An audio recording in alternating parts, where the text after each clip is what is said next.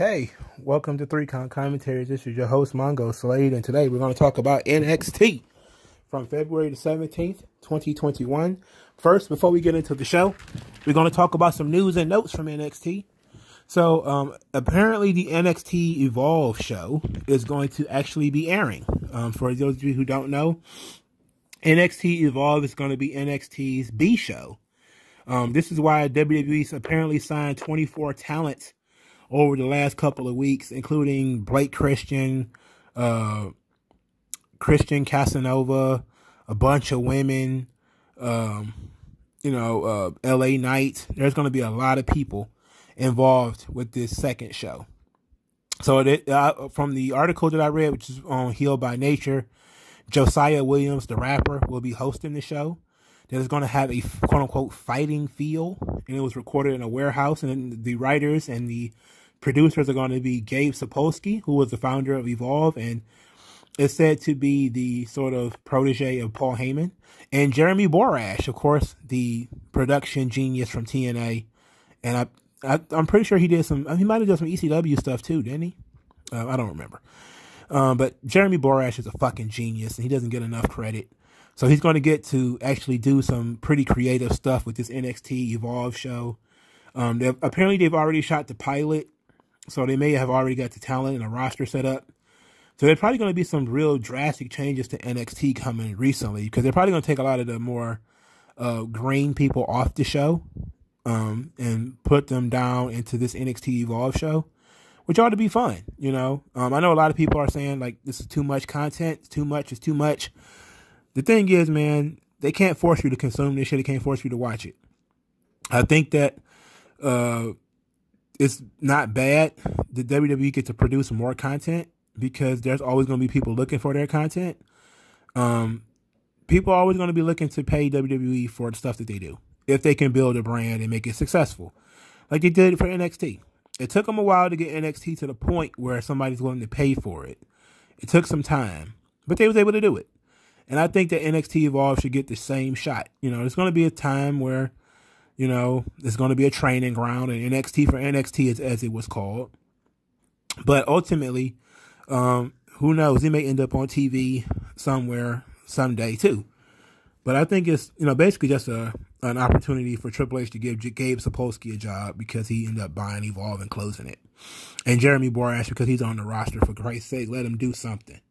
And since they're not doing cinematic matches and stuff like that anymore, give the guy something to do.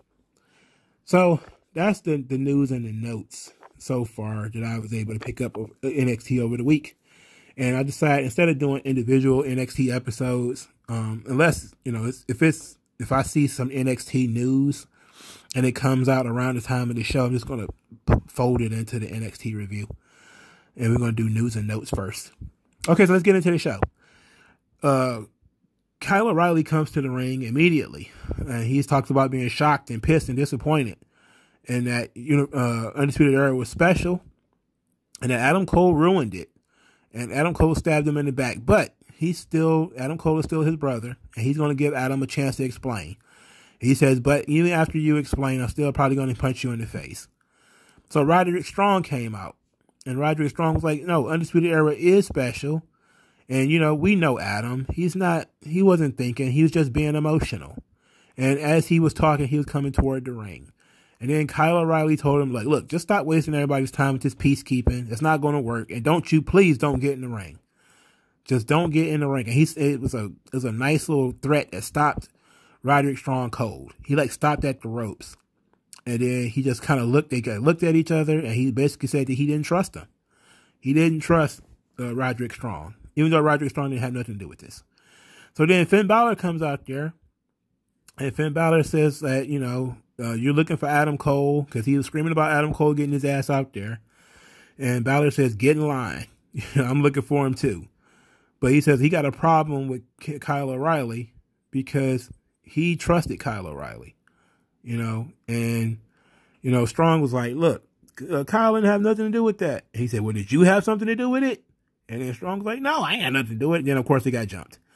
They got jumped by Pete Dunne and the boys. Only Larkin and Danny Burch, they all got beat up. They got waylaid by the boys. And of course, the officials came out and stopped it, broke it up. But it was, it was pretty decent. I felt like it might have went on a little bit too long, this promo. But they started to show what people was interested in. People was interested in what was the cliffhanger to last week. Now, maybe you should have made people wait for it, but it's an artistic choice that maybe you should have had, built up to Kyle O'Reilly saying that he's gonna talk to Adam Cole, or maybe he spent the day looking for Adam Cole and not being able to find him. He called him 100 times and all that type of stuff. So he's going to go to the ring until he finds him. Maybe that would have been a better choice, but this was fine. And of course, it set up the main event, which I was like, we didn't need that match so close to the takeover. We'll talk about that when we get there, though. So from there, we go to Santos Escobar, who was supposed to wrestle Karrion Kross on this show. And so Santos Escobar sends a video that says he's going to tell us what he's going to do about Karrion Kross. And he says he's not coming. He's going home. So he got back in his car and left. So Regal said that, there's nothing he can do about it, Santos Escobar right now. But the match will happen, and it will happen next week. And if Escobar takes off again, or he refuses in any way to fight Karrion Kross, he will be stripped of his title and will be suspended. And I was like, okay. Cool. I like that. I'm not really a fan of them scheduling Santos Escobar matches and then having to back out because there's rewrites and all that type of shit. But I like how they also seem to be folding this into his character, where him being sort of a boss character, being a boss, he wants to pick the time and the place. And if he can't pick the time and the place, he's going to bullshit his way out of it. Like, he attacked Kurt Stallion to get out of defending the title. And then now he's like, I'm just going to go home when it comes to fighting Karrion Kross. So that's not bad. I liked it. It's still very strange for Santos Escobar to be walking around with the Cruiserweight title.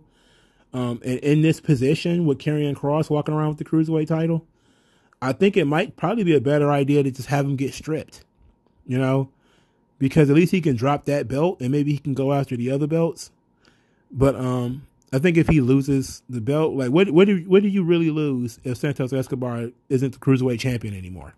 He's still going to be great, but you just take the Cruiserweight title from somebody who is, and sure, he's over. I think, it's hard to tell because he hasn't been in front of a crowd yet.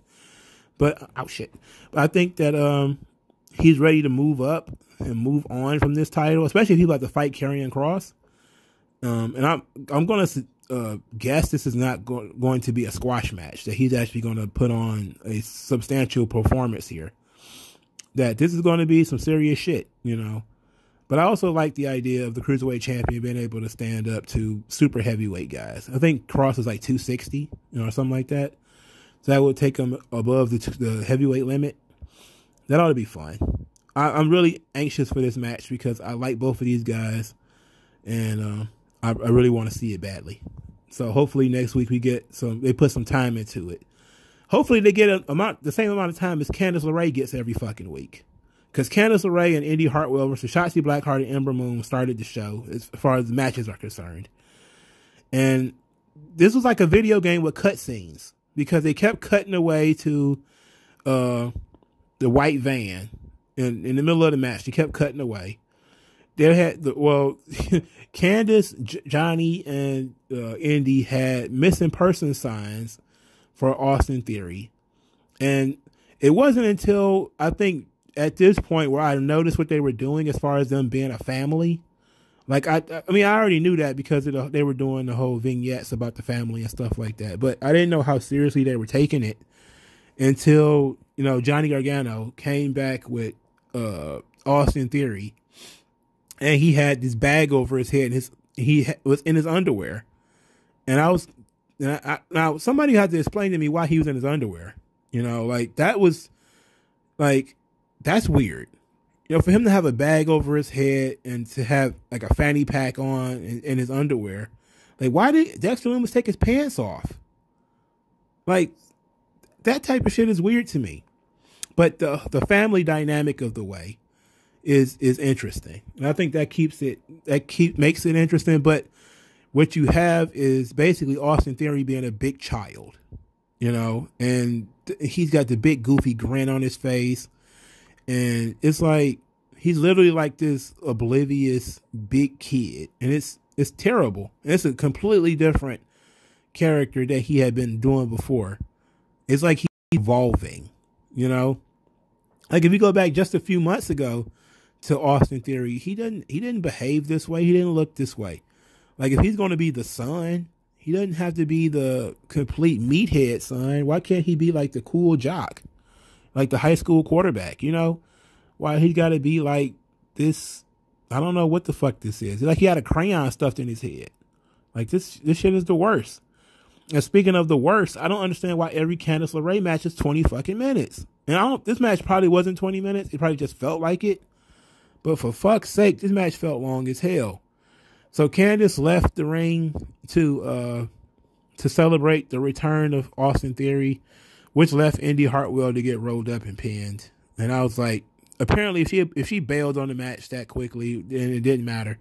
And if that's the way we're going to do this, then we could have did this, you know, some other way. You know, we didn't need this match. We really didn't. And I was like, God, NXT, they assault you with the 20-minute women's match at the beginning of the show, for Christ's sake, every single time. But then they did something that was pretty fucking good. Pat McAfee, hashtag Pat was right, is on a plane gloating about how he was right about Adam Cole being an absolute scumbag, or as he called him, an absolute bum. And how he was right all along about Adam Cole, and that we all should have listened to him, which was great. I loved it. Pat McAfee is so awesome. You know, I wish he'd have talked about his boys or something like that, about, you know, them getting back on track or something like that. But I enjoyed this whole him ripping on Adam Cole thing. That was fun. That was great. So then we get Kushida. He's in the trainer's room and talking about losing to Johnny Gargano. He's basically like, we're not done. You know, like, I'm not done with Johnny Gargano. And then Bronson Reed comes in and says to Kushida, I'm also not done with Johnny Gargano. I'm like, when did you start with Johnny Gargano? So, and he said like he wants to be the North American champion too, and that, you know, it's about time for him to get an opportunity. And I was like, okay, sure, but what the fuck they got to do with Kushida? Like, they ain't got nothing to do with Kushida. So then Malcolm Bivens comes in, and Malcolm Bivens is talking about how, you know, Kushida went 25 minutes with Johnny Gargano, and he's amazing and he's great and all that type of stuff. And then he asked the doctors if Kushida was medically cleared, and they were like, yes. And so then he says, oh, well, that's great. I'm going to get you a match with Tyler Rust, because he's trying to get Tyler Rust some cheap matches. Now, I want to talk about this a little bit more, but I see what they're going with this Malcolm Bivens thing, and it's interesting. I don't know if let me put some thought into it. I'll get back to it. So then the second match was Swerve, Isaiah Swerve Scott versus Leon Ruff, and Leon Ruff didn't get an entrance. So I was like, look, they really take him seriously. So Swerve was being very cocky in this match. He was playing with Ruff, you know, playing with him a lot, dodging his strikes and, you know, laughing at him a little bit. He was no selling punches from Ruff, no selling chops. There was some pretty physical striking later on, though. They pretty much picked up the intensity. And then Ruff won with the Rough Ride crucifix pin.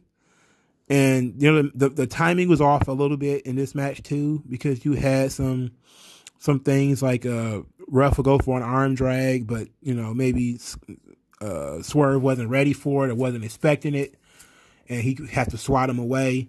There was also some other things that they had messed up earlier in the match, too, before they settled down and actually started, you know, getting into what they were trying to do. But this match did not get the time that the girls' match did. You know, the girls' match got much longer for apparently no real reason. I love Swerve, and I'm learning to like Leon Ruff. I just don't like Leon Ruff's little corner spot where he jumps from rope to rope. I think it's a little silly because like all you have to do is back up and he can't get away from you, you know, like, he needs to come across as not having so much shtick. Like Leon Ruff, you know, is good though, but he's a good fiery babyface. I think he's like a natural babyface because he seems like a naturally likable guy. So after the match, Swerve laughed at getting pinned, and he offered his hand, of course, and of course he leveled him and started stomping on Ruff, and bench pressed him and threw him against the goddamn ring turnbuckles, and it was ugly. It was fun because then he started, twisting his face, like grabbing his face, fish hooking him, and he says he's tired of Ruff being handed everything while he has to scratch and claw. And that was relatable. That was pretty relatable. And then he's like, where's my North American Championship shot? Like, where's mine? What about me? And of course it doesn't make any sense because Swerve just lost. Like, if Swerve had won and says, like, you get handed everything and kept beating on him, that would have made more sense. But here, since he lost, it's like, the reason you don't get any shots is because you're a loser. Like, you lose all the time. But this storyline could be good, Hopefully this is what they're going to go. They're going to let these two guys rock. This could be good for both of them. Again, big fan of Swerve. I don't know what they're waiting for.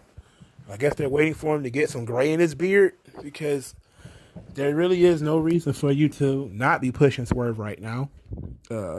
Swerve could be killing it with like Finn or Roddy or Kyle O'Reilly or, Pete Dunne. He could really be killing with those guys. Why he won't go why he's not going in that direction, I have no idea. But he's only been on the roster less than a year now, I think, maybe a couple of months. Well, no, yeah, he was jobbing during the days of the crowds.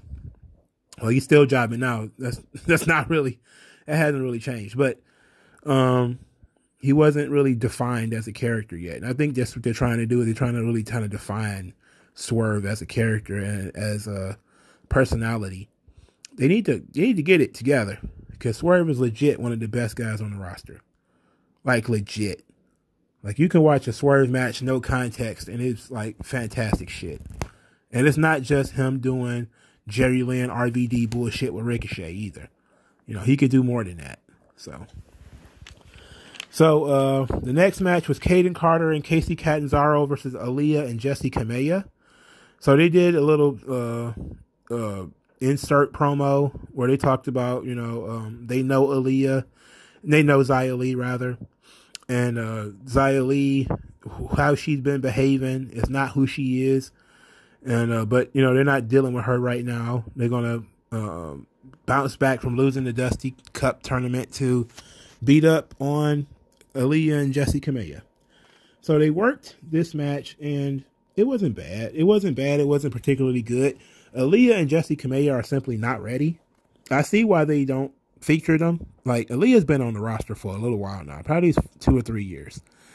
Jessie Kamaya's, I've seen her in Evolve, and she was kind of green then, but it's Evolve, so just about everybody was green.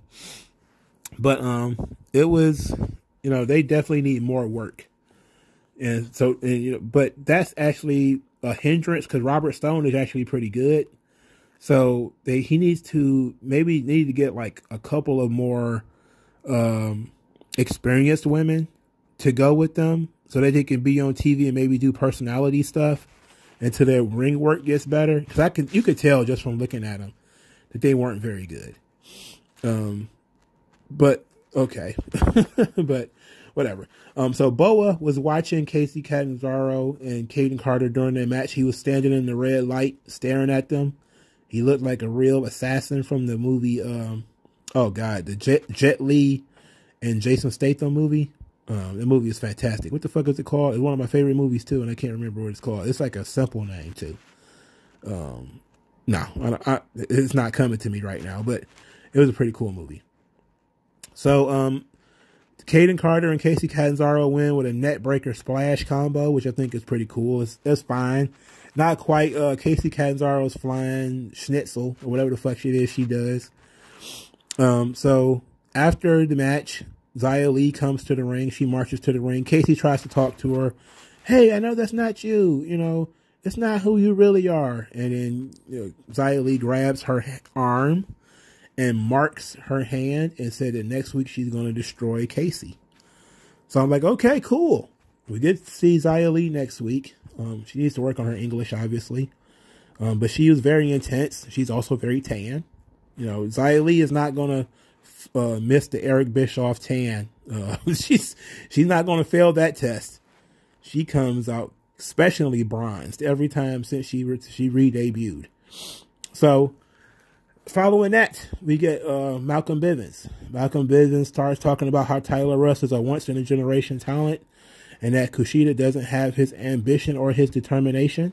And he knows that Kushida isn't 100%, but Kushida is medically cleared and therefore will be wrestling him, and says that Tyler Rust is a diamond in the rust. But you can see Tyler Rust behind him working out. And I was like, okay. All right, cool. Malcolm Bivens is a talkative guy. I'd never seen him until I seen bits and pieces of him from Evolve. WWE doesn't really do well with managers. Like, he should have a stable. Like, he really should. Like, there's a lot of people on NXT who could probably use a Malcolm Bivens or a Robert Stone. They both should have stables. You know, like, I don't see why they don't have, like, large groups, like a conglomerate, you know? Like, there's so many people on NXT who could benefit from, especially people who can't talk or, you know, they're not comfortable talking yet.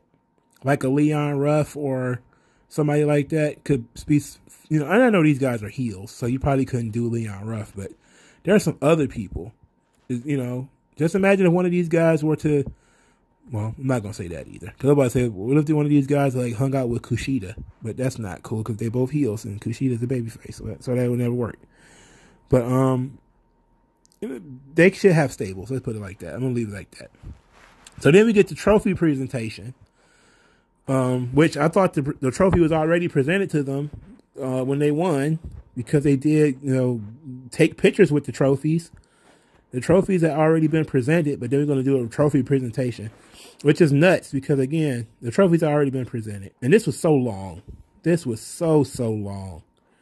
This was so long, including replays of the matches. And I was like, God, I felt like we already had replays. Like, this shit slowed the show down to a crawl, for Christ's sake. But Beth Phoenix was in the ring, and MSK came out talking. They were whooping and celebrating. They hugged Beth. They said that, oh, March the 3rd, we're going to take the NXT Tag Team Championships. And then, which, you know, they could have done that in a short promo somewhere else. They have to do that in the ring. So then Beth introduced Dakota Kai and Raquel Gonzalez. And Dakota was talking about them being the best team. And here comes Shayna Baszler and Nia Jax. And I was like, okay, interesting. We're going to go right into this. All right, cool. So then we get this really long bantering segment between these four people. And this seemed to take fucking ever. It seemed to take forever. So the crowd was really into it for Shayna Baszler. They really was like, Shayna, because this is her home turf. So basically Dakota Kai says that, you know, Raquel Gonzalez had never met Nia Jax or Shayna Baszler. And I don't know if that's true or not. I'm not entirely sure if that's true or not. I'm pretty sure Raquel was on the roster at the time, but maybe she wasn't, like, because Raquel Gonzalez was signed to NXT in 2019, I believe. So I think she was on the roster when Shayna was there, but she probably wasn't like a prominent member or anything.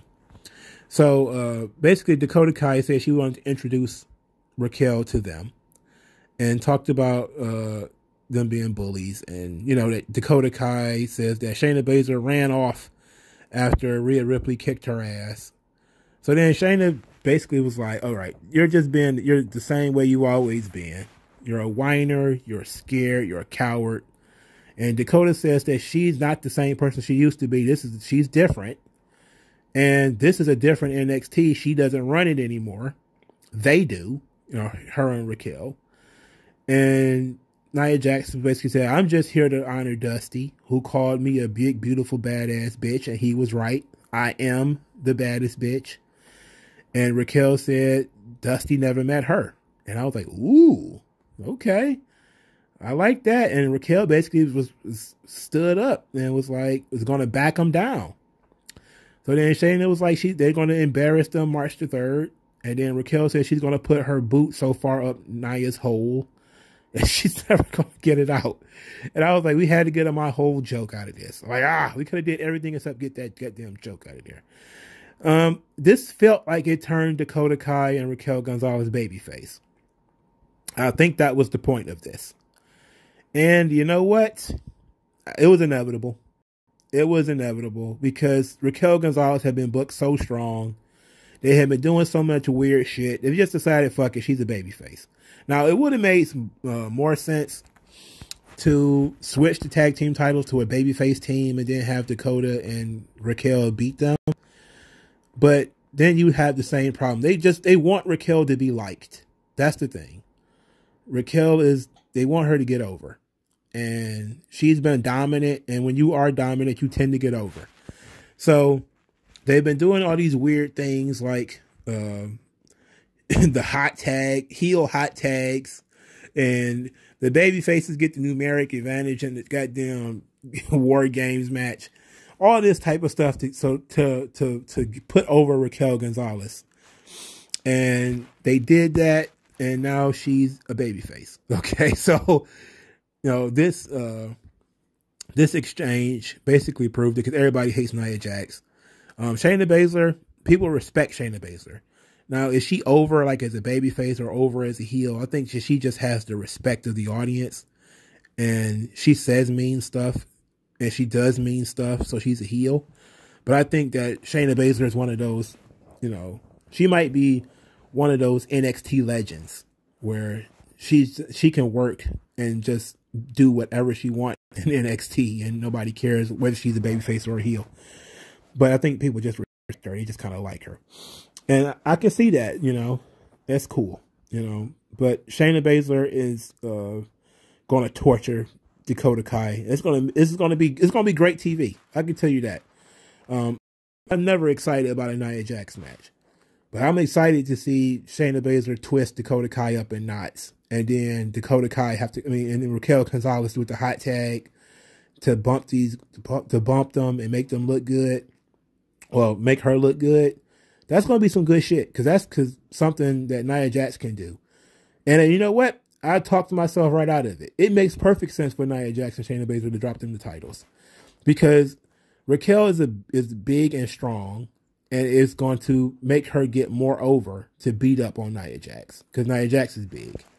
So yeah, just like it got her over to beat up on Rhea Ripley. It's going to get her more over to beat up on Nia Jax. So yeah, that's going to be perfect. Raquel Gonzalez is going to probably pin Nia Jax to win the tag team titles. And hopefully we'll get more of them out of this. You get more of them maybe defending them on NXT.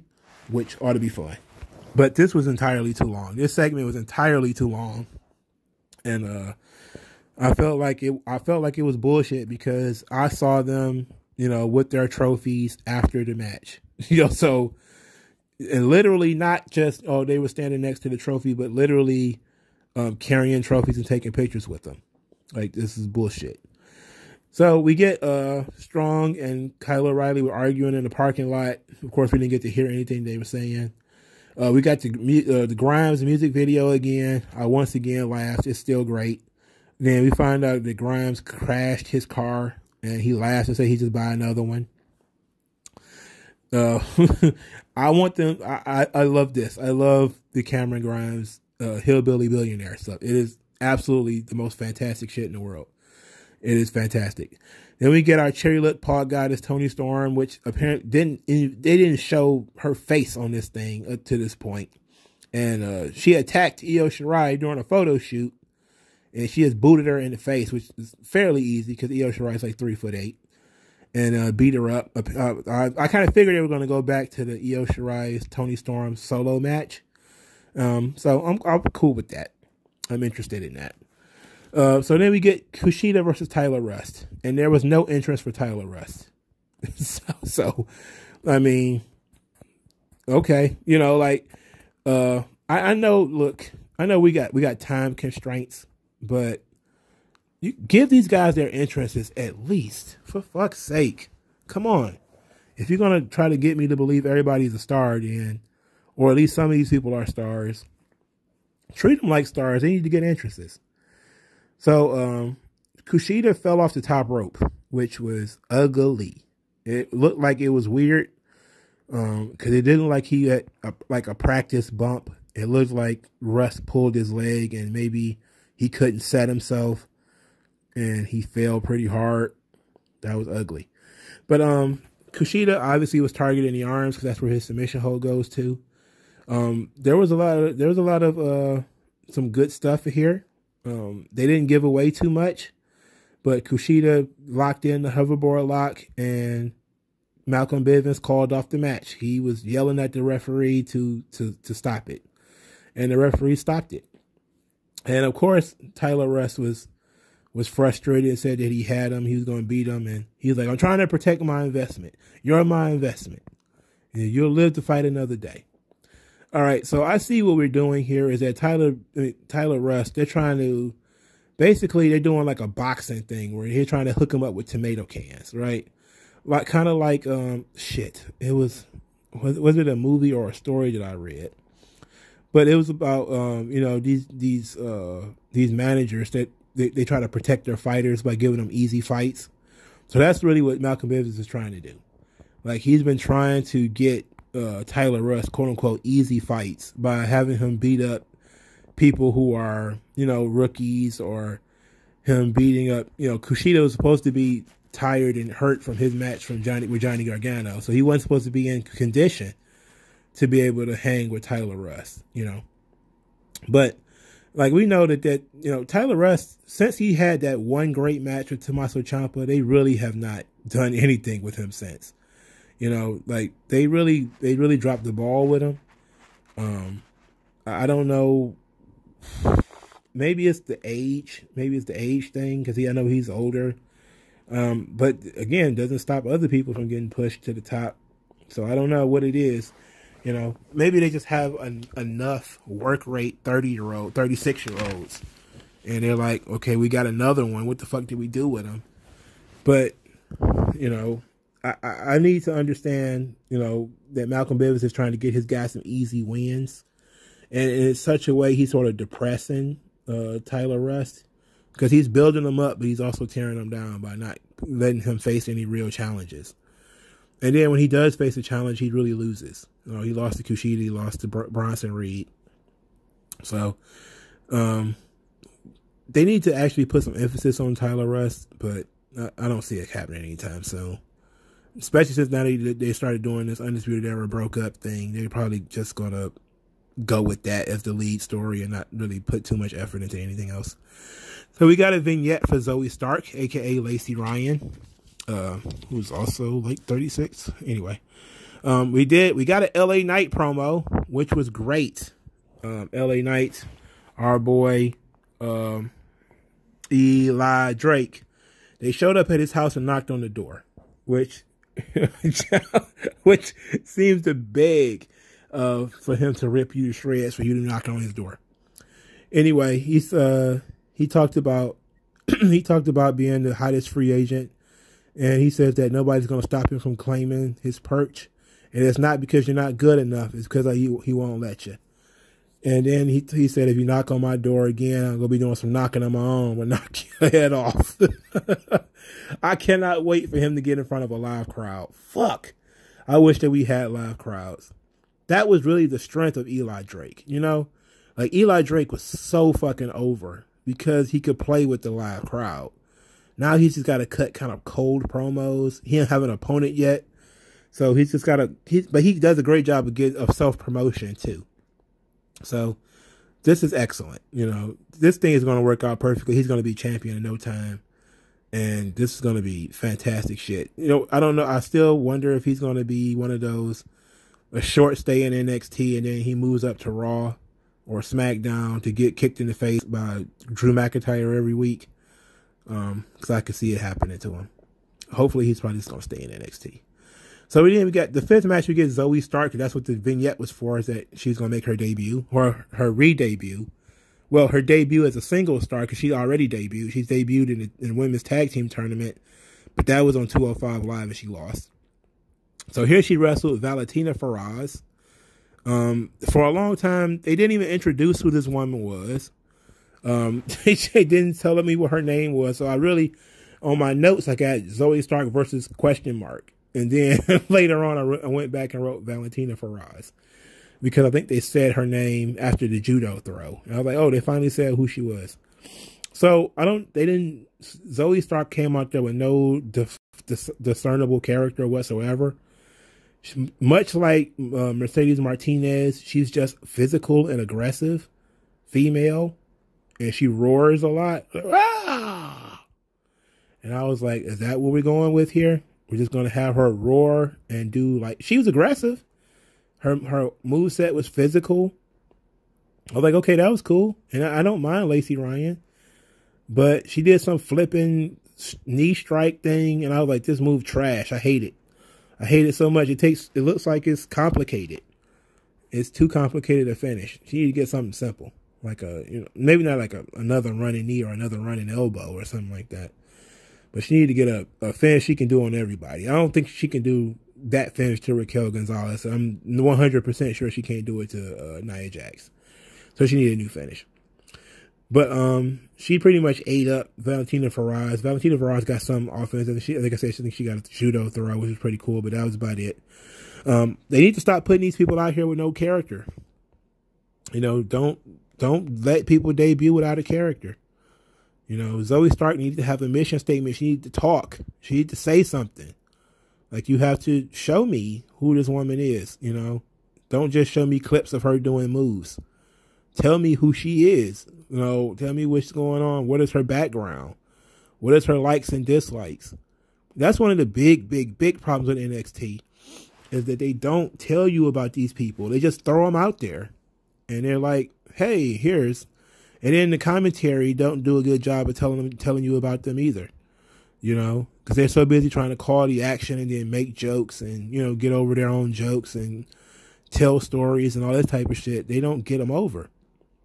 You can't stop putting people out there without anybody knowing who they are. You know, like, you could have took, well, she's been signed for weeks now, right? You could have been doing short sit-down interviews. Like, I'll never forget, like, when I became, like, I hated Roderick Strong at one point. And then they started doing these vignettes when they talked about his life. And they were talking about his life because he was about to wrestle Robert Roode for the NXT title. And I didn't give a shit about Roderick Strong. I didn't give a fuck about Roderick Strong at all. I had seen him in Ring of Honor. I had seen him in TNA. He was boring as shit. I didn't give a fuck. And then I watched those clips when his son was born.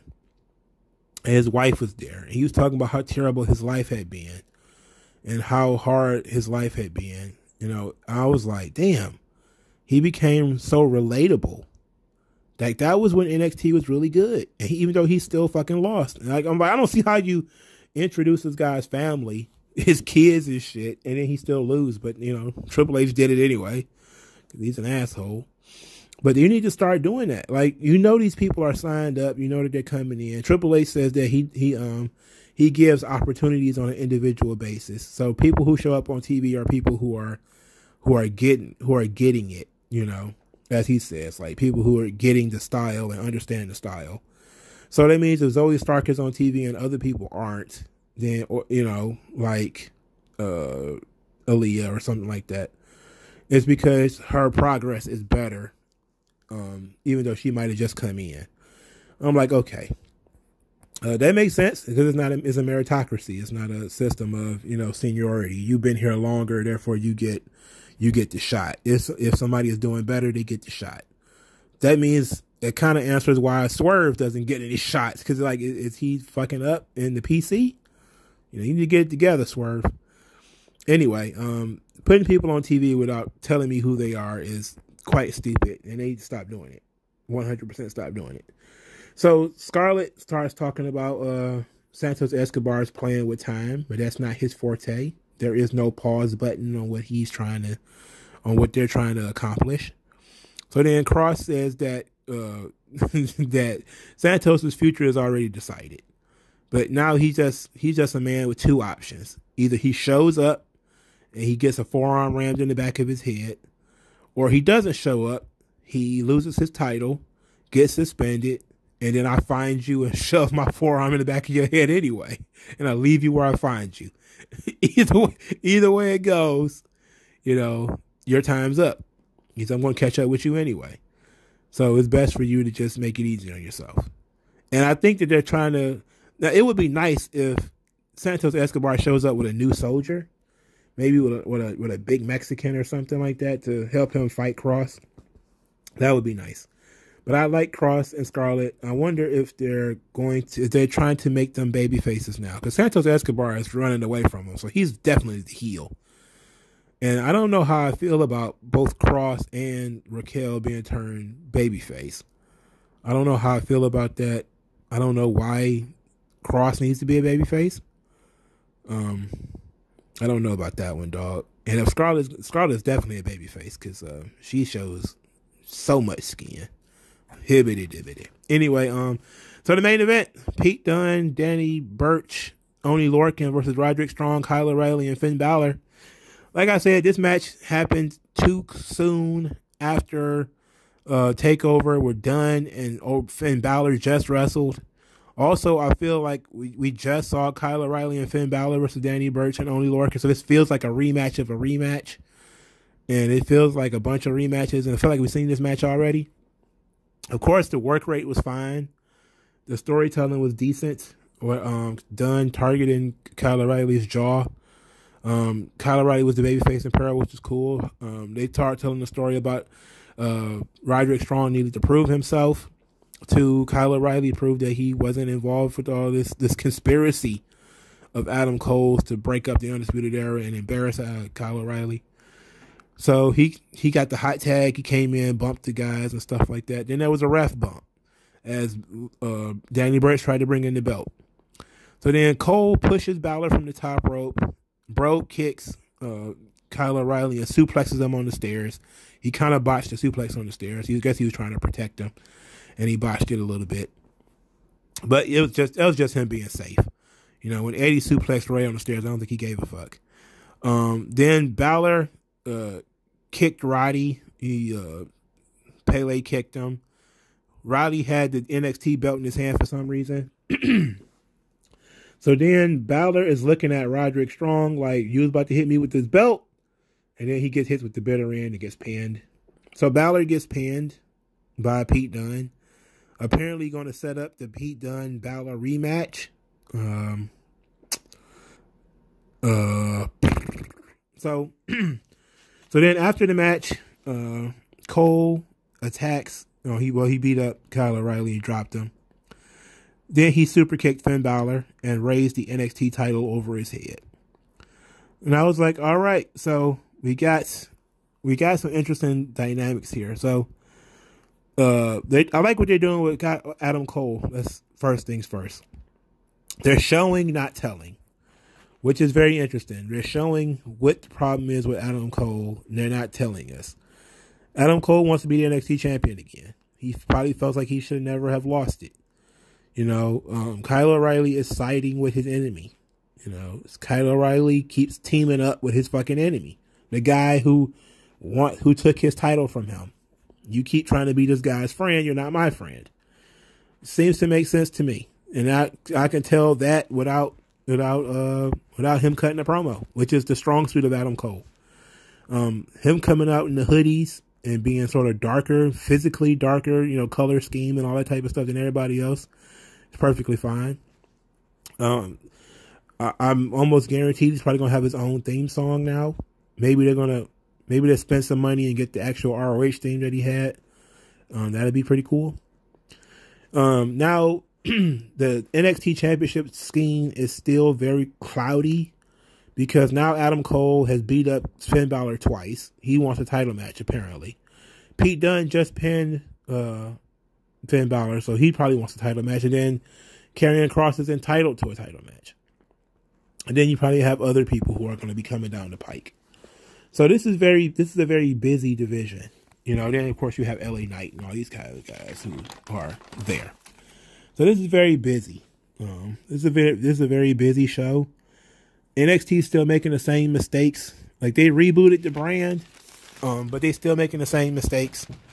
The same mistakes are giving certain women too much time. Candice LeRae being super boring. Spending too much time with the Garganos. Not giving enough time to people who could actually have good matches and letting them develop good storylines for matches. And, you know, keeping certain people in this, you know, having some version of the same match too many times. But this was a very solid show. Very enjoyable. Better than the last couple of weeks because the tournament is over. So now they're starting to try to develop new things, develop new ideas, develop new characters, bring in fresh faces. You know, it was great. Like, the LA Knight promo was very short, but it was very good. The Pat McAfee promo was short, but it was very good. And they had their two best talkers on the show at the same time. You know, hell, what would be great is Pat McAfee with LA Knight. Just imagine how great the promos could be if those two dudes would had each other to bounce off of. That could be amazing shit. You know, that could be excellent. Like, I still think that Pete Dunne and the boys need Pat McAfee. They need him badly. But it seems like they're not in any rush to bring Pat McAfee back. Oh, yeah. Speaking of which, a lot of people were saying that Pat McAfee got bumped from the show because he was outshining all the other NXT talents. And then Triple H basically said in the conference call that Pat McAfee was getting married, and then that, you know, he also was, you know, busy because it was, I think, the playoffs, the NFL playoffs, because the Super Bowl just ended just a couple weeks ago, and he was doing football stuff. So I think it was, you know, when was War Games? Was it November? I think the playoffs was about to start or something like that. So I think he was off for the NFL playoffs. And I think that now that the NFL playoffs is over, he's going to, because I think that's what his podcast is about or something like that. So I guess now that the football season is over, he might be coming back. But a lot of people was basically like he's been taken off from being too good. And I was like, that don't even sound like it makes any sense. Oh yeah, you're too good, we're gonna take you off TV. That's the silliest thing in the world. That's silly. I think people have to think about these conspiracy theories a little bit when you say them, you know. But sometimes people have other things to do. Like, this is a guy, when he first came in, they were telling you like he's running the biggest podcast in the world and he's doing all these other things.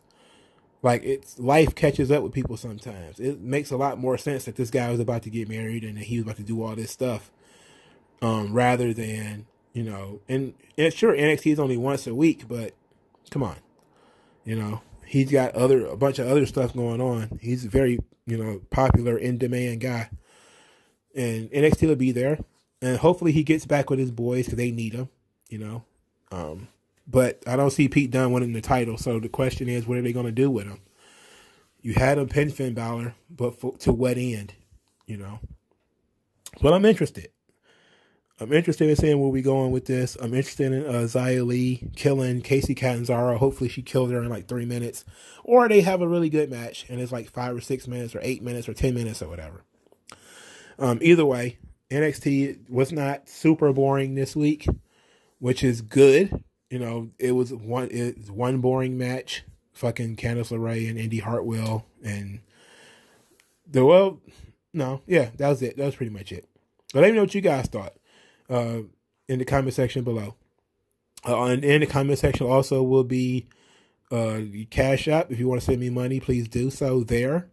Use the hashtag 3commentaries and other channels in order to get my attention to my channel. I appreciate that. Thank you guys for your time. It's an interactive channel. I do talk to people in the comment section below. So if you got questions or anything like that, let me know. And I'll talk to you guys later, man. Have a good day. Peace.